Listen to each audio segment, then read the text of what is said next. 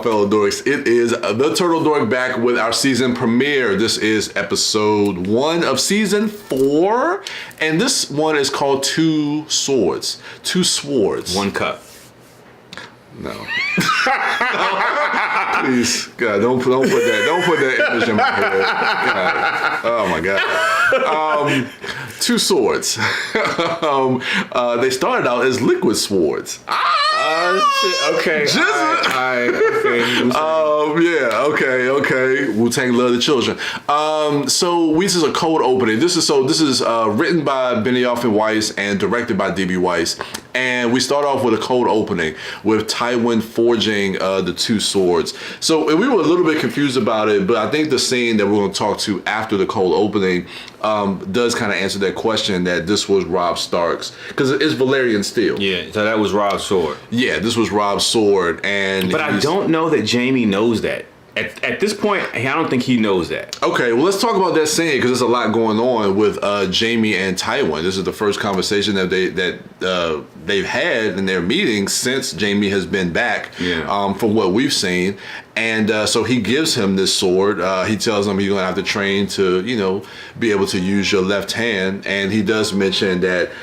He asked him where he got the sword from, and he says, "Well, whoever, someone who no longer needs it." And basically, this scene I take away from what he wants Jaime to go back to and Casterly Rock. He just doesn't feel Jaime is capable of being the hand. I mean, the King's Guard on the King's Guard, minus one hand. Yeah.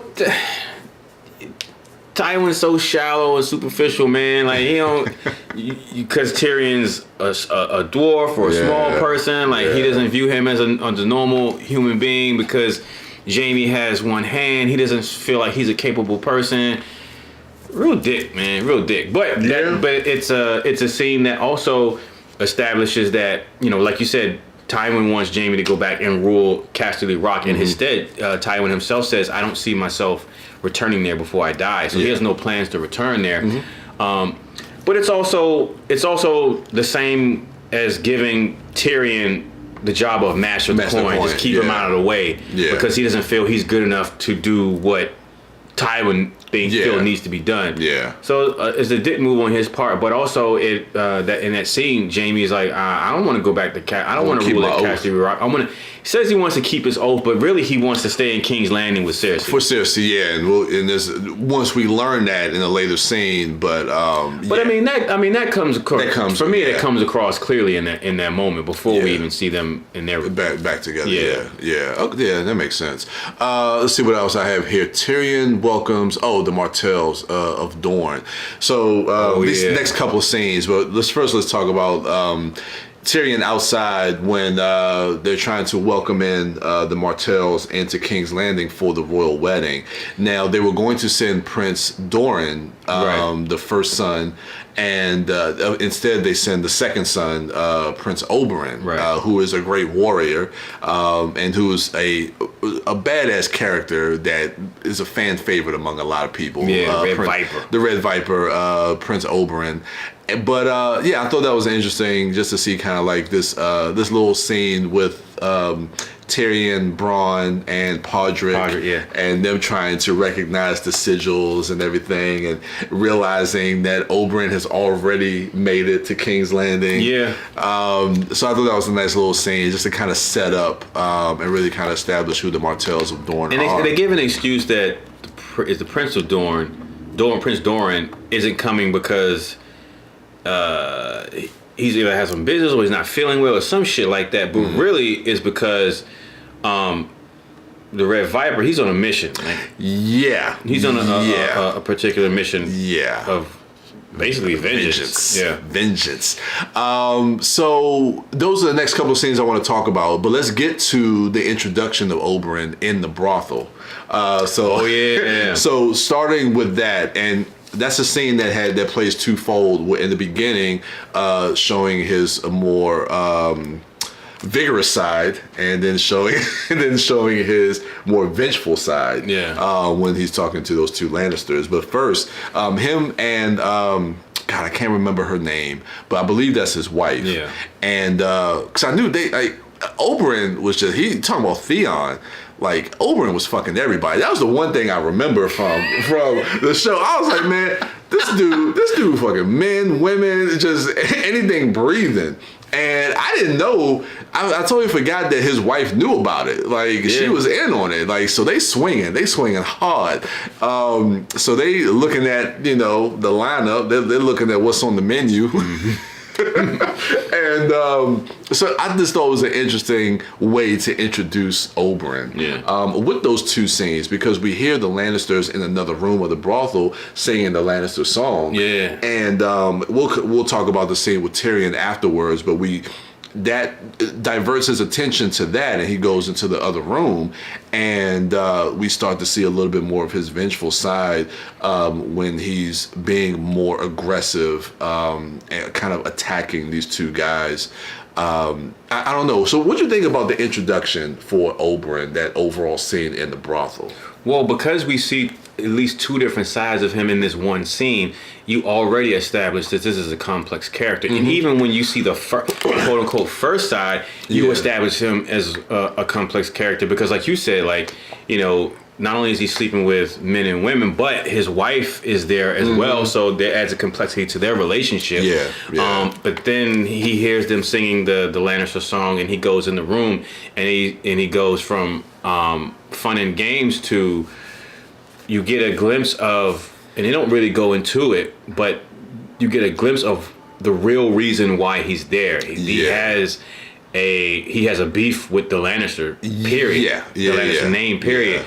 And in the scene, he doesn't tell these guys, because he knows these are the little fish. They have nothing to do with his main goal of why he's there. But they happen to have the last name Lannister, so he's going to take out some of his anger and aggression towards them in the scene. But it also, he doesn't go in there and just start killing people. It shows that it establishes him to be a smooth character.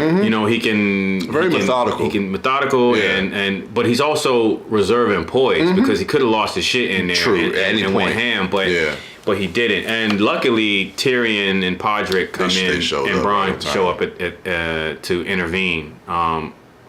It's interesting too, because in the scene prior, when I was talking about Tyrion welcoming the Martells in, he does mention that the Martells and the Lannisters have been at odds before. So now they're trying to make peace during the royal wedding, but again, Oberyn is there for a certain reason. But let's go ahead and jump into that. So Tyrion comes into the brothel, and they have a conversation privately. And basically, this scene, what I took away from it was the reason why Prince Oberyn is in King's Landing. He's not just there for the royal wedding. He's there for a purpose, and that purpose is for revenge for the death of his sister Ilya at the hand of the mountain, which we'll get to later in the season when he's able to have a confrontation with the mountain. But leading up to that, there's a lot going on here to give us a little bit more of the backstory. More importantly, with Rhaegar Targaryen, and Rhaegar being either with Ilya or wed to Ilya. And I'm trying to remember exactly what he said, because we know that Rhaegar and Lyanna Stark. Well, I don't want to give anything away if you haven't seen it. But this leads into more about the character of Rhaegar and the lineage of who is a Targaryen and who is not, and who has the rightful heirs to the throne. So I guess we get a little bit more information about that and why Oberyn is there, because of what happened to his sister Ilya. And also with the rebellion against the Targaryens during the rebellion with the Baratheons and the war and all that stuff. So on first watch, I didn't really get that, but watching it now, and we're watching it with the subtitles. Within context of what we know, Within context, especially with what we know now, and seeing it with the subtitles. So we're watching it with the subtitles so we can gather more information as well while watching the episodes. I thought that scene gave us a lot of information as far as backstory and history of these characters and these different houses. What'd you think about Tyrion when we finally find out Oberyn's revenge and what he's there for? It's very telling in Tyrion's response to that, and really it's a non-response because it really ain't shit he could say because Oberyn's not wrong. And at this point, Tyrion is put in a position where now he knows Oberyn's true reason for being there, but at the same time, this wedding has to go off without a hitch. So he's privy to some pertinent information, and so at this point, he's got to fucking maintain the peace. At the very least. So there's a lot of pressure on top of everything else that Tyrion's dealing with Shay, you know, and getting putting him in danger, putting everything in danger. On top of people just out to kill the king or him, and so this is another something else that he has to try to manage. So then we cut to dragons. So I got here, dragons can never be tamed. That's what George says. So we get a scene. This is our first time this season, opening episode of the season, to see the dragons and how much they've grown since season. And that 3. happens in every season. Every time we catch up with the dragons, they're bigger, they get bigger and bigger. But this one, we get to see not only a change in their size, but a growth and evolution in their behavior. Yeah, absolutely. So they're a little bit bigger, and we see 2 of the dragons out flying, and they're fighting over some cattle, over their food. And they fly over to where Daenerys is, who's petting one of, I think it's the biggest.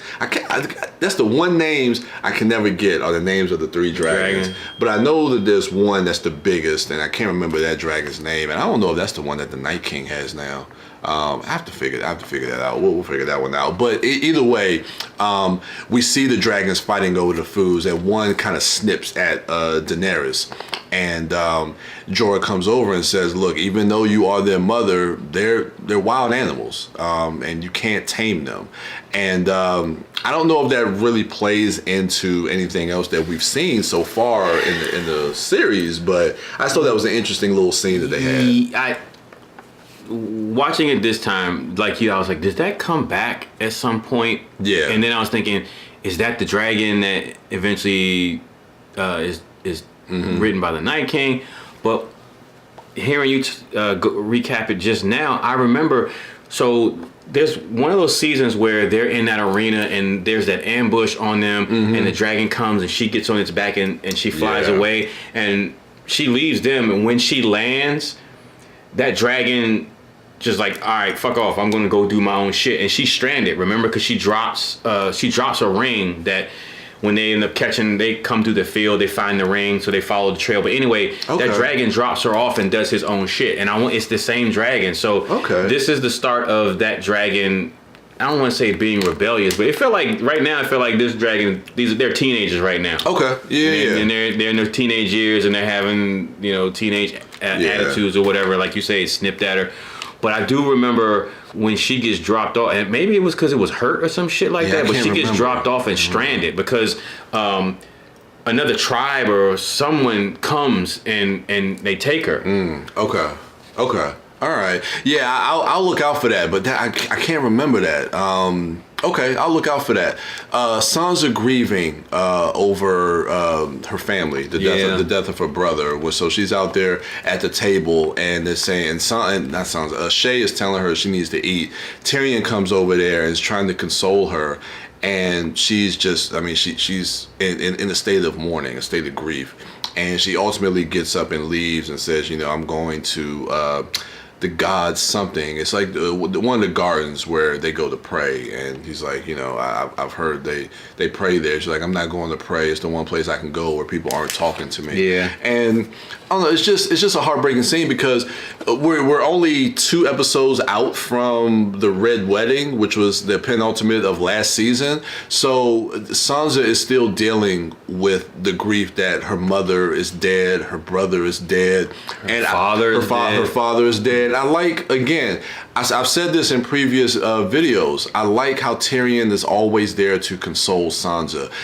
He knows it's not in a good way to speak bad of anything. I like what he had to say about Lady Stark. Even though that she tried to have him imprisoned and killed, he always respected her. She was a strong-willed woman, and your mother would want you to carry on.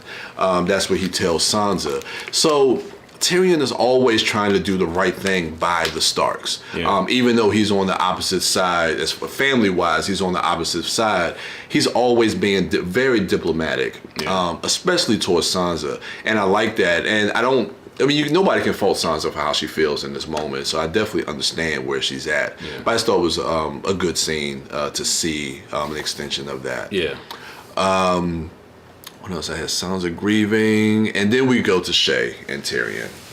So we talked a little bit about this, man. This shit pissed me off. So yeah, we ultimately know what's going to end up happening towards the end of this season, and it feels like this is kind of being manufactured.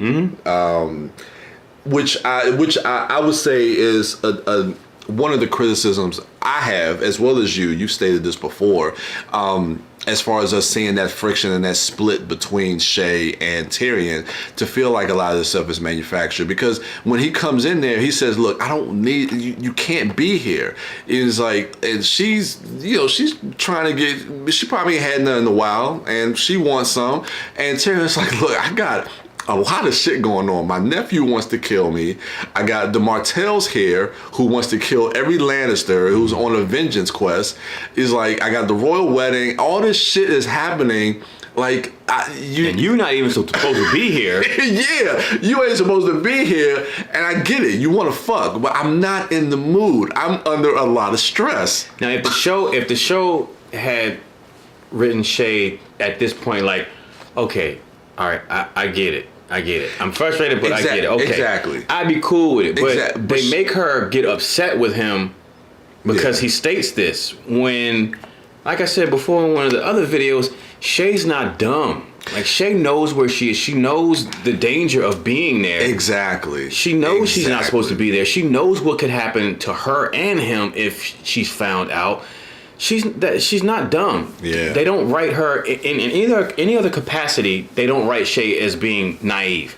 Only but in this regard, they make her upset with him because of his reasoning for him not wanting to have sex right now, or not wanting her in that room right now. And it just comes off as false to me.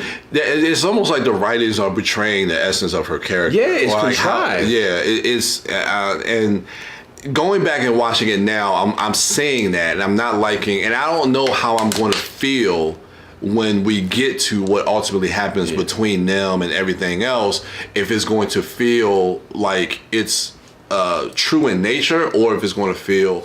I want to wait to get to that point. I can't remember when it happens in the season, but I'm curious to see how I'm gonna feel about that when we get there, because right now it's not playing real well for me. And the only reason why it's pissing me off is because I love Shay as a character. She's a how they've built her. She's a great character from how they built her. Yeah, and just the relationship that they've built between her and Tyrion. Yeah, and the natural extension of that. This turn doesn't feel natural to me. Like her just being upset with him and angry with him.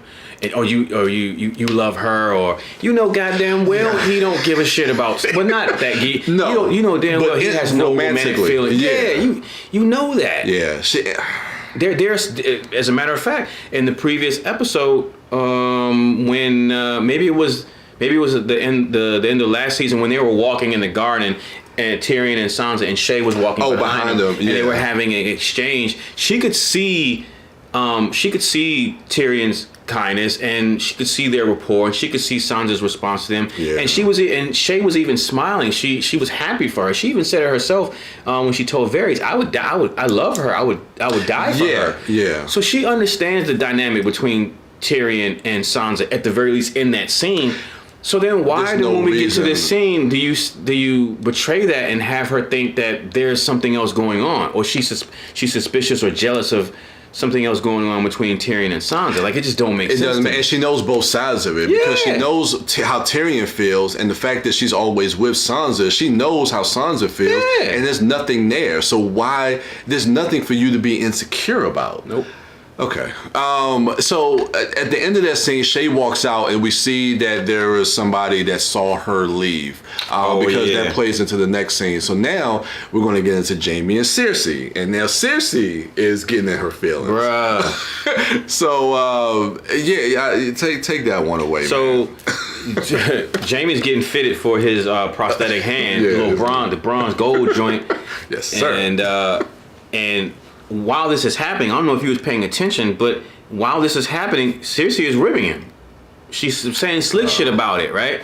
So the guy leaves, and Jaime, because it's been weeks. Well, he's apparently through the dialogue, he's been back for a few weeks now, but they haven't been together or been intimate or whatever. So he's getting close to his sister, and she's brushing him off. She's giving him the cold shoulder, and he's like, "Yo, what's up? Like, I haven't seen you in a while, and this is how you greet me." Yeah. And she's upset with him because you left me. And he's like, well, I got captured and taken prisoner. Well, you shouldn't have left me. I got captured and taken prisoner. That's my fault that I got taken. I got taken as a prisoner. Yeah, but you shouldn't have left me. Well, what the? I know. Like, I just don't get. So you mad at him because he didn't come back for you, or he didn't stay with you? She said because you left me. You mad at him because he didn't stay with you. When him leaving wasn't his fault. He got taken away. What the fuck was he supposed to do? Yeah, I know. I mean, so I don't know. Like, to me, it just makes her seem like an emotionally weak character for her to be getting in her feelings about some shit that she knows he had no control over. You know what I'm saying? Like, it just makes her, and as a woman, like, women always get that stigma of, oh, y'all too emotional or whatever. Like, that's not true. Women can be emotional, but men can be emotional too. Exactly. But when you write her character like that, it just feeds into that stereotype, and that's not really how Cersei is. At the very least, in any other regard in that fucking show. Exactly. And that's my biggest problem is the fact that we've never seen this from Cersei before. Even though she is in love with Jaime, like, she would never act this way. Because she knew what happened. Yeah, exactly. She knew exactly what happened, and he had no control over that. Okay. So let's get to the wildlings when they run into the thing. Oh yeah, I totally forgot about. You said you remember these dudes. I totally forgot about these characters. Yeah, I remember the scene when they. It was a great scene too. It's a great scene. So the Thins, I guess, is like another faction or another clan. Mm-hmm. And so they're forming alliances because they're ultimately going to attack the Crows at the order of Mance Rayder. Mance Rayder sent them as backup because. If you haven't been watching, you haven't seen the previous episodes, or you forgot, they're going to have there's a two-pronged attack. Mance is going to lead an attack from north of the wall to the wall, and the wildlings that infiltrated and went south of the wall, they're going to come from behind. So it'll be a frontal and rear assault. Yeah. And so Mance sent the Thins as backup to Tormund and his wildlings, right. And so I didn't even remember these characters, but these motherfuckers are badass, and they're fucking cannibals too. They're cannibals because we learned that they like eating crow, and not in the figurative sense, in the literal sense. That motherfucker's arm on the rotisserie, like just the arm. They're like, man, get the fucking rabbits off the damn thing, man. We got some real meat for you to eat. Yeah. And I don't know if the wildlings get down like that, but and it's funny because it's cool because now I'm severely anticipating the battle episode, Watchers on the Walls. Because I'm trying to, because I don't remember what part they play in the battle, and if they come across this vicious in just this intro scene, I can just imagine like how they're gonna fare, how they help out in the battle. So we got Jon Snow back at Castle Black when he's talking to what's that dude? I don't like that dude. Which one? The dude that Ridley Scott sent? Dude. Oh, Ridley Scott. I can't remember. Now, is he related to Corn Half Hand, or I can't remember if he was or not. But he's basically giving it to Jon for basically everything that's happened, and he's trying to explain to him like Corn Halfhand ordered me to kill him because he knew that having me infiltrate the wildlings was the best plan for us to, against our battle against the wildlings. And of course he's not buying it. And the maester there, Maester. Goodness, I cannot remember his name. He's blind. Yeah, he's blind because there was a scene last episode where he was talking to John, or last season, and I don't know. I saw this was an interesting scene because this is, to me, the beginnings of what we're going to see with Jon Snow and the difficulties he's going to have at Castle Black. And now Castle Black has been made aware of not only the wildling threat, but the looming threat of the White Walkers, and how.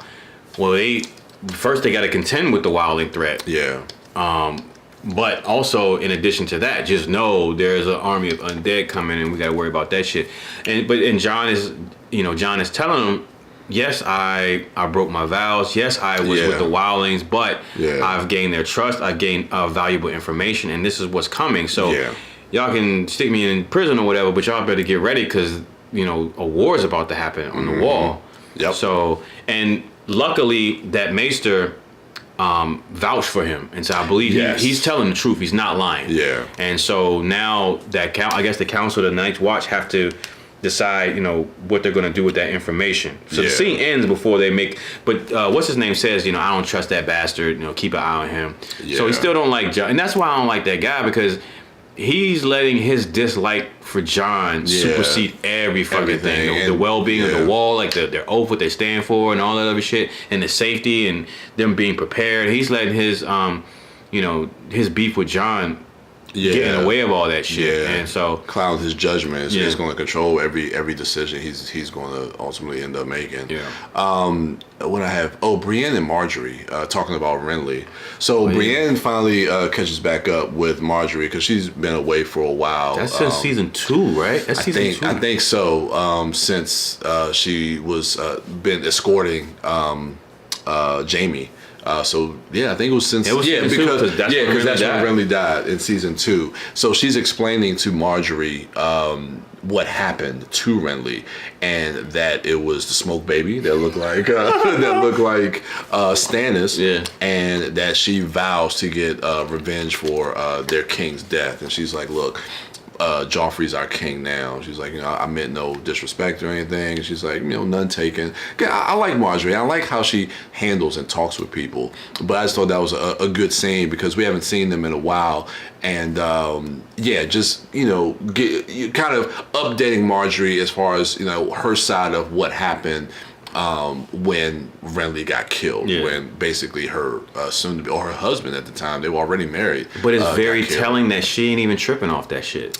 Yeah. Like, and that was some crazy information to divulge. A smoke baby came with Stannis' face and killed our king. I'm sorry, your ex-husband or whatever. Yeah. And Marjorie's like, don't worry about it. We good. Damn, okay. I said smoke baby. You heard that part, right? Yeah, I know, right? Marjorie's like, don't worry about it. It's all good. Joffrey's the king, man. We straight. Like, just, all right. All right. That just goes to like what Marjorie is doing, like her true motives. Like, it's bigger than. It was never even about Renly. It's not even about Joffrey. Like, she has her own particular aim and goal. And, absolutely. And so those things are superfluous to her. Yeah. So Dany, when they're making their way to Meereen, and as they're heading to Meereen, they see the little girl kind of perched up on that kind of crucified, and she's pointing towards a certain way. The slave. So this I remember. I remember that on their way to Meereen, and it's stated in this scene. There's one slave crucified for every mile marker, and there's 163 miles to Meereen. And I vividly remember that imagery of Dany and her people approaching the city and seeing before they get there, because when she gets there, she's gonna be pissed because of this, and so I do remember that. And and this just further goes into Dany's taking on this mission of freeing these people or making enslavers pay for what they've done. Yeah, becoming the breaker of chains. Yeah. And I like where this storyline is headed because it's going to have a great payoff, and I think it's coming pretty soon. Well, I have 2 more points here. Next is Sir Dantes. Sir Dantes, the goof, the fool, with Sansa. Yeah. And so she's coming back from the garden, and somebody's following her, and it kind of plays like a horror scene to a degree, the way it is shot. And we come to find out that it's Sir Dantes, who was the fool from Joffrey's name day, and he thanks her for saving his life on that day. And he gives her a necklace, which was a necklace that was given to him, I think, or it's from his mother, a necklace from his family. And she says, I can't take this, and he insists that she takes it, and she says she'll wear it, and she'll wear it with honor. And I know that comes back in a pretty horrific way, because I think it's going to be in the next episode when Joffrey dies, that either Baelish, I think it's going to be Baelish, but he's going to use Dantes in a way to try to frame him. For Joffrey's death? Not for Joffrey's death, but in a way to get Sansa out of King's Landing. I can't remember how, but when we get to that, but I know that Sir Dantes is going to get killed, and he's going to get framed for doing something, and they're going to use that necklace, so that necklace is going to come back in some way. And I think Baelish is responsible for that. So seeing this again, just it plays so differently, because I know ultimately what's going to end up happening. And it's sad because Sansa did ultimately save his life. Yeah. And unfortunately, it's not going to come back in a good way for him. All right, final scene, the Hound and Arya. Let's talk this. I remember. Let's talk about it. This was awesome. So they get to an innkeep. What's cool, because the scene starts with them on horseback, and Arya's like, "Yo, when am I gonna get my own horse?" Yeah. He's like, "Why would I give you a horse so my prize, my thing of value can ride off, and I'm assed out?" She's like, "No, so I can get away from your stench, because you stink." and then they come upon this tavern. Yeah. And the Hound is hungry. But Arya, she sees their horses there, but the two people come out of the tavern, and she recognizes one as Polliver. Yeah, Polliver is the guy who killed her, took Needle from her, and killed her friend, stuck him in the throat back in season 2. Yeah. And she wants Needle back. Firstly, secondly, she wants to make him pay for killing her friend. Yeah. And the Hound's not trying to go in there. He's like, "Look, I'm hungry. I see 5 horses. That means there's at least 5 men in there. Yeah. And I'm not trying to deal with 5 men on an empty stomach." But Arya is going to do Arya, and she goes, and they end up going in the tavern, and that's a great scene. So what do you think about that, as far as the Hound initially being against going in there and contending with all those people? And then through that conversation with Polliver, the turn of, you know what, I'm gonna kill all you motherfuckers now. Well, I think, and that's the thing that one of the things I took away from this scene was that conversation with Polliver, when he recognizes the Hound, and then he comes over to the table and he's having that conversation about, "Look, you should join us, man. It's like, we've been fighting for your brother," and then he says that thing, he says, "Fuck the king." And then Paulo was like, "Oh, really? Okay." He's like, "Yeah, I heard about you at Blackwater when you fled and all this other stuff." So when he basically rejects that offer, and then now he's going to start like spitting all this negative stuff and start talking down to him and whatnot. But yeah, so I think a lot of that stuff kind of started there with him dismissing the king. Dismissing the king, but also just, the Hound is in such a different place, because he wants nothing to do with King's Landing, and to hear these people talk about, "Oh man, you should come with us," he's like, "Look, I'm not doing that. I'm not for that." And so I don't know. I never thought that or saw him taking on that mission or joining with them. Yeah. Now, as far as killing them, I don't think that was really on the table until the guy really started to kind of insult, I guess you could say, his manhood by talking about what happened in Blackwater. Oh yeah.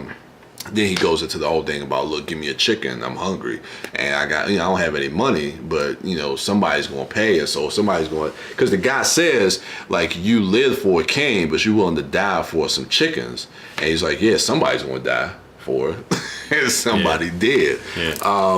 And then a fight breaks out. A fight breaks out, and the Hound goes to work. Yeah. So the Hound, man, I don't want to fight that dude, man. I don't want to fight that dude. Between me and him, he getting shot. That dude not ain't got no guns in Westeros. I don't know if it's between me and Hound, he getting shot. I am not sword fighting that dude. You need some archery skills, man. Yeah, something, or a dragon, because goddamn. Or light a match. I just light a match. Yeah, I know, man. Just carry some matches. Like a cigarette at his ass. Yeah, but he goes to work, man. And good, man, the one thing where the dude had him on the ground, and then he turned, and then pop. I was like, he did one eye, the other eye. In his cheek. We cut him in the cheek too. Oh, man. Yeah, the Hound. But man. the big moment of this scene is Arya getting another body on her belt. Yeah, so she grabs a sword. Well, two bodies. Yeah, she gets. So her body count is at 3 right now. So she grabs a sword and does the thing that Brienne did to one of those guys, and like you say, is the second worst way to die. I think you said in the belly. Yep. What was the first one? The first worst way to die? Yeah. Getting burned alive. Yeah, that's right. Yeah, we were talking about the wildfire. Yeah, that's right. So she kills a man. The second worst way to die. Arya is already. She don't need no training. The fuck? Come on. She's cold blood. And so that's the thing with this scene. Like, this is her second time killing somebody, but you gotta think about everything that she's seen and been through, and I'm not to even include the shit that she just saw, with the death of her brother, but I mean with the death of her father, and the news of her mother, and just being separated from her family ever since season 1, and now she's pushed to that point where she's already made her first kill, so now the shit comes easier for her, and it didn't even seem like it came that hard the first time. So she definitely doesn't have a problem. Nah. She kills the guy with the long sword, and then she slashes Polliver and gets him down, and she reacquires Needle. Yeah. And so she kind of plays like the scene when Polliver killed Lamy.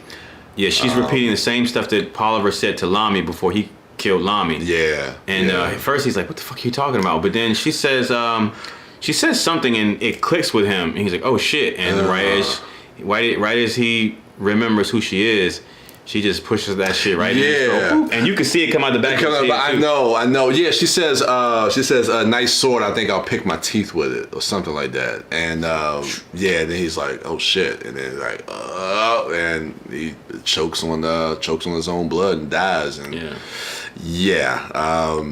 so they ride off, and the Hound has his chicken. As they ride off, she's got a horse, and see Needle is right there back with her, and the camera pans out, and isn't that the Stark music? I think that's the Stark theme that kicks in as we fade to black, and it's a great scene, man. It's a great way to end this episode. So we're not at the Joffrey episode yet, but it's coming. So next episode, it's coming. So that was 2 swords from Liquid Swords. Jizza, Wu-Tang Love the Children. Directed by D.B. Weiss, written by Benioff and Weiss.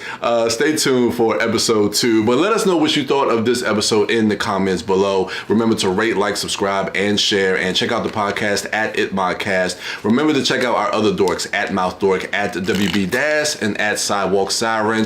I am the Turtle Dork. This wild-haired man is the Disco Dork, and we are out.